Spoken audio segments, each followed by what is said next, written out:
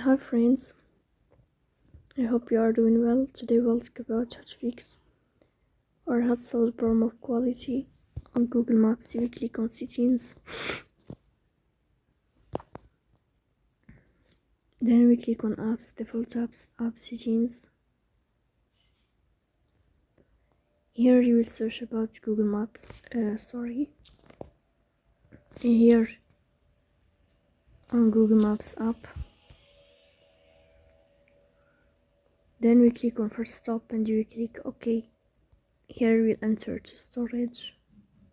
Then we click on clear cache. Then you will turn on your airplane mode.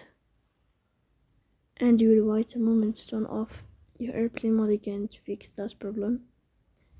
So please don't forget to support us by like and subscribe. See you next time and thank you for your watching and your